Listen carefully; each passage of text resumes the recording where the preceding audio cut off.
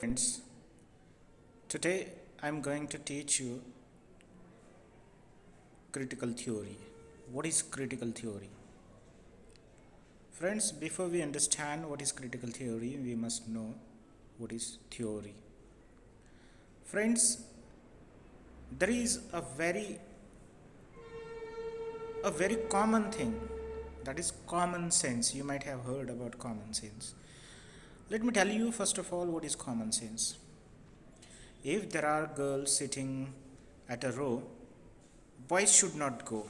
If a boy goes and sits over there, we call we say to that person, that boy, that don't you have common sense? Girls are sitting over there and how can you go there? Or sometime we people go for any ceremony. A wedding ceremony might be there, or there might be any party. So we don't go there with uniform. Or we people don't wear t-shirts, jeans for going to interview. So if a person is wearing that, so people will say to him that don't you have common sense? What is this common sense? My friend, actually we should start from the word common sense. Common sense is not a common thing. Common sense is an ideology. A person who starts his living right from his birth, he is surrounded with a culture, with certain types of rules. A person understands right from his childhood the very rules. He lives in that culture, he understands everything of that culture, and then he develops a common sense, which is not common sense, which is ideology of a particular culture or particular area. So that is not common sense, that is theory, I would say. Theory, actually, theory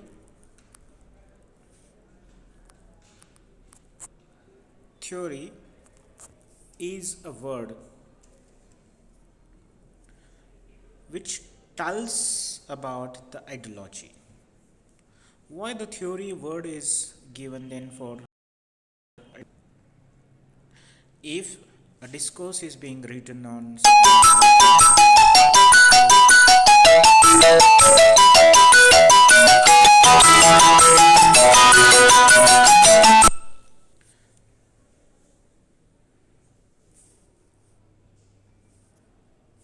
just a minute, there was a disturbance.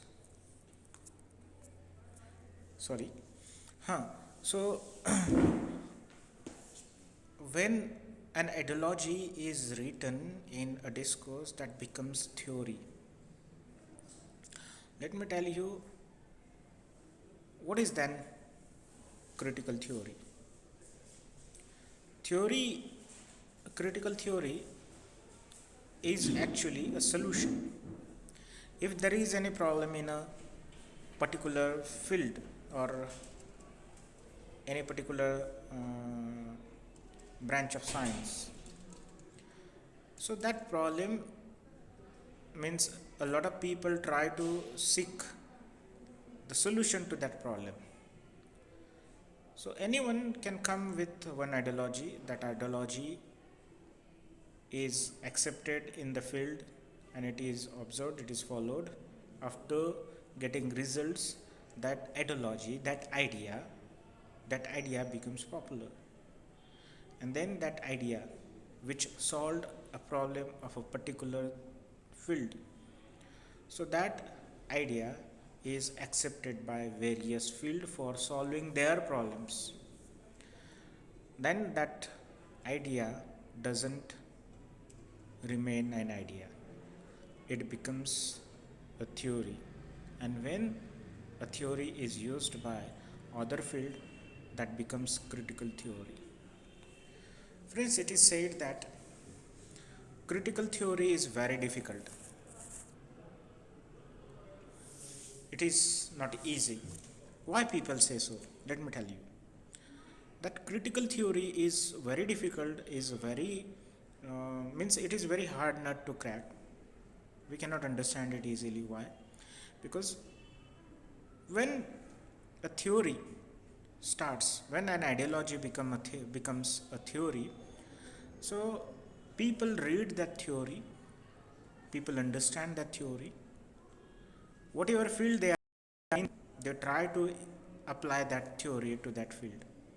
While applying, they put certain points from their own field, individual things they put into that theory, and they write something on the very theory. Actually, there was a theory. In a theory, ABCD was written. I'm just giving one example. That suppose a theory is there, that theory comes from, means that theory is from A to C, means ABC is there. So if a person likes that theory, he feels that that theory can be used in his field. So what he does, he reads it, understands it, and he tries to put something, his own view, his own ideology into that theory, and then he writes. The very article gets published, or the book gets published. So what we find in his book, the base is the base. What is the base of that book? The base is that particular theory which comes from A to C. Then he puts his own view, he puts certain philosophy, ideology from his own field. So there we find D, E, F, G, H. So what happens when we read a theory which is from A to C, later it becomes from A to F. Then somebody reads it, understands it, and he writes something in it. So it becomes the bigger one. Day by day, a theory becomes bigger one. So what we have read today will be different tomorrow. So every time theory gets bigger, it gets changed. And just because of that really a very difficult one to understand. But if you once understand the basic of a theory, you can understand every critical theory easily. So friend, don't take any tension about the critical theory. We are going to learn everything in a very simple way. It will not be the difficult one. So another thing is there, that is literary theory. What is literary theory? Let me write down on the board over here. Literary theory.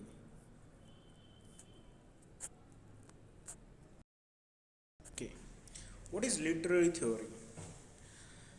A theory which is used to criticize literature is called as literary theory.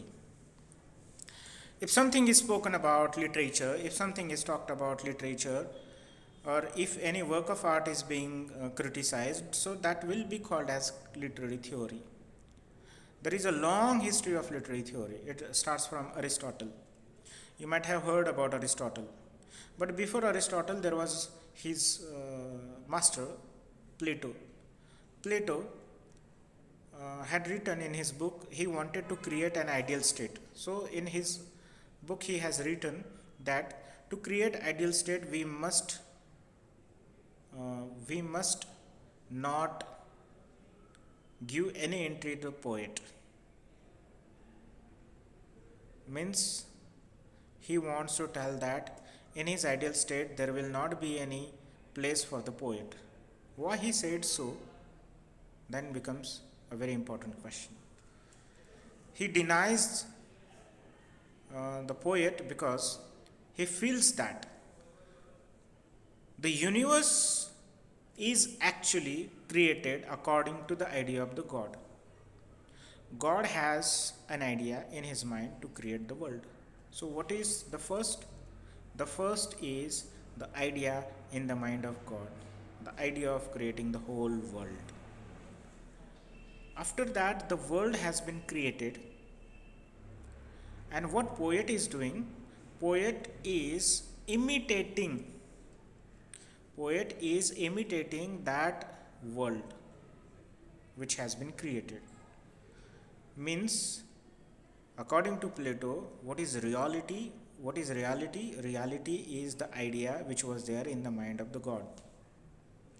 That idea was imitated by God Himself, and He created the world. So, this world is secondary. The first is the idea. So, this world is imitation of idea, that idea which was there in the mind of God. Then, this world is imitated in a poem by a poet that is twice removed from reality, and he banishes poet from his ideal states. Then comes Aristotle and he defends poets, and then he tells that it is human nature that we people admire imitation. We like imitation. If somebody is painting, if somebody has sketched your painting, so you will be very happy. You will appreciate the person. Why you are appreciating? You yourself is at you. You, a person of flesh and blood, is there. Why there is the need of that imitation? But we like that, we appreciate that. Means we like imitation. What Aristotle tells that at that time the tragedy was a very famous genre. So he talks about the tragedy and he tells that tragedy does catharsis of bad things in the human, and means the bad feelings, bad nature of a person can be removed because of tragedy or the poet, by the poet. So he about what is tragedy, how a tragedy should be written.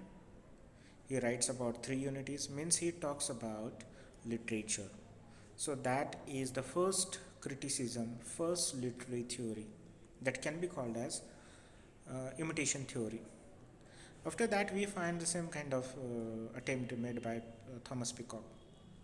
Thomas Peacock, he writes against the poet. And then there comes Sidney. Sidney writes for defending poets. He tells that the poets are the maker of the world. He defends literature. After that, we have another poet, Shelley. He also talks about literature. He defends literature. Then that was defending, means somebody goes against literature and then somebody comes forth and they vindicate the literature and all that. After that, there is a phase of literary theory in that we have Wordsworth and Coleridge. In 1970, in 1798, there was an anthropology, a book was published. It was a collection of poems by Coleridge and called as lyrical ballads. A preface was written to that lyrical ballads. So the next phase of literary theory was that, means Wordsworth wrote about literature. He told what is poem. He told what should be the language of the poem. After that, Coleridge also wrote a preface to the second edition of lyrical ballads. In it, he writes what should be, how a poem should be written and all that. Then there was a very famous movement in America which is called as neo-criticism. You may have heard if you come from the very literature field. If you have completed your BA in English, you might have heard about it. A neo-criticism. Neo-criticism was a movement run by whom? T.S. Eliot, F.R. Lewis, R.A. Richardson. These three critics wrote about literature and they put forward a view that there should be a close reading. Close reading means if you want to study a book, for example, if you want to read Shakespeare's drama, you must read that Shakespeare's drama, particularly that drama which you want to read. You will get meaning from only that text. Read that text. A close reading was there, then the language, the structure of the book. Book means the if it is drama, so the plot construction and all that. So it was studied, the language was studied, and what the poet wanted to tell, etc., was studied in, should be studied like these three told to us. So this is how literary theory came forth. In 20th century, there came structuralism, post-structuralism, modernism, postmodernism, feminism. Then Marxism is also there. So all this theory came after neo-criticism, which we have in our syllabus, which we are going to learn in this year. So this is the literary theory. In a single sentence, if I want to tell you what is literary theory, so literary theory is anything written about literature is called as literary theory. So friends, thank you. Tomorrow we will learn what is structuralism, how it came, what can be, means what is structuralism and all that. So thank you for today. See you tomorrow. If you have any query, please let me know that. My number I have given you in the last lecture. You please call me if you have any query. If you don't understand anything, please let me know that. If you don't understand and if you are not telling to me, so our teaching and learning process will get disturbed. Okay, thank you. Please tell me.